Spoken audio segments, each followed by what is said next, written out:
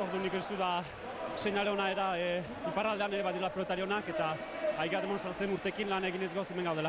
Norentzako da bereziki txapelau? Nola? Norentzako da bereziki txapelau? Nire burasoak eta lan asko egin dutenetarako lagun didaten guztiak, pentsatzen dute albiz gaur den Ramuntxo, nirekin entratzen diren guztiak, Pampi, Trentxe, lagun didaten guztiak, total, musa handi bat, eta hoiendako ere da txapelau. Eskerrik asko, Sebas. Asko gozatu. Bai. Norberto Trantxere aipatu du azken eskaintza nagusi horretan. Azepoza Norbertoren zatere. Eta badakinik beste bat ere asko poztu izango dela. Hemen pankarta bat bada. Aitatxo txapeldun bai dioena. Eta bai, Aitatxo txapeldun da. Erretiratzeko ere aze jantzia eman dion bere palmaresari Josan, lehenbiziko finala eta buruz buru iparralderako lehen txapela Gonzalezek. Bai, ikeragarri izan dek, eta merezita gaina atzereko urtetan horri biliek, frontoi guztine, lau hobenetan, eta horri biltze bali maiz. Koskakiki horretan ez da askotan egon Irujo, baina gaur horretara bortxatu du Sebastianek. Pampi eta Xala ere gogoan izan ditu, harremanak pixka bat oztuak izanagatik. Ez ditu antzi, Pampi laduz Maixua eta If Xalaberri Xala. Hainbat entramentutan lagun izan duena.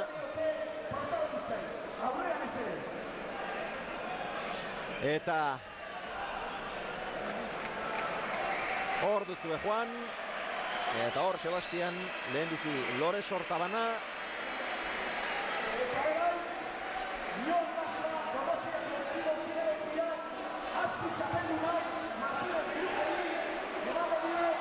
Juan Martínez de Irujo, pennatan oraindik ere buruari eragiten dio. Triste dago mutila.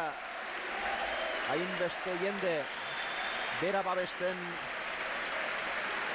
hainbesteko laguntza, hainbesteko oiuak, animoak, eta berak eginalak egin ditu, baina Sebastianek gehiago jokatu du, merezita irabazi du gaurko txapela.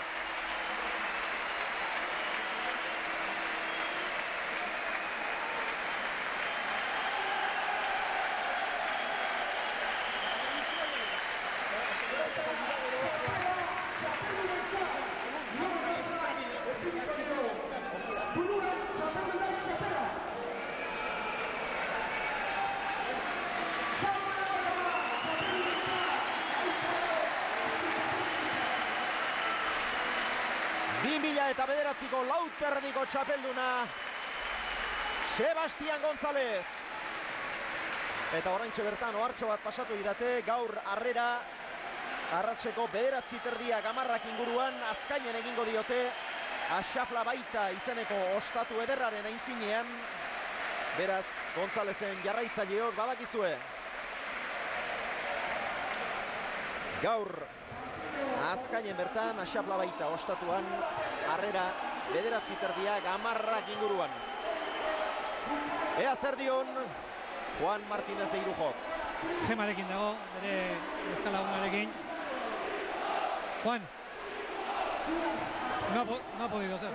No ha podido ser, así es esto, no solo puede ganar uno. Pese a empezar jugando bien y cobrando una ventaja importante. Con ventaja, pero bueno, ha estado tenso durante todo el partido y luego Sebas ha empezado a jugar. Ha jugado como una locomotora, ¿no? Le ha dado mucha velocidad, no ha fallado nada y la verdad que ha hecho un partidazo, ¿no? Sobre todo ha merecido ganar porque ha jugado mejor. Sobre todo a Bote le daba muchísimo. No sabe ni dónde ponerte, ¿no? Si no se iba a tirar a 2 paredes, se va a echar por la pared, le da mucha velocidad y colocarse es muy difícil, ¿no? Pero bueno, así es esto, esperar otro año y así el año que viene nos podemos quedar campeones. Parece que te tiene tomada la medida, ¿no? Siempre te da mucho trabajo. Sí, Sebas es un protege que juega muchísimo, ¿no? Igual juego mañana, igual le gano yo, ¿no? Pero hay que ganar ese aquí los torneos, él me ha ganado 2 veces y no hay nada que hacer. Sé que ahora es difícil verlo desde esta perspectiva, pero has estado este año también en 2 grandes finales, 2 veces la chapela. En fin, ya sé que ahora no consuela, pero es importante. Me falta poner la guinda, ¿no? Habría sido ya la hostia, ¿no? Pero bueno, me quedo ya mañana pasado pensando fríamente, pues he ganado parejas, he ganado mano a mano, he quedado subcampeón, 4 y medio, pero bueno, cada vez que salgo a frontón salgo a ganar y cada vez que que empiezo, pues también quiero ganar, no llegar a nada. A pasarlo bien esta noche y a recuperar y a pasar este mal trago, ¿no? Es que recasco, Juan. Vale, sube ahí. Juan Martínez de Irujo, ez da zein den esango dizuegu. Juan Martínez de Irujok eginak 12, galduak 8, eginak sakez 4, hasiera hartantxe gehienak, dejada 3, airez 5, galduak 8 berriz, marra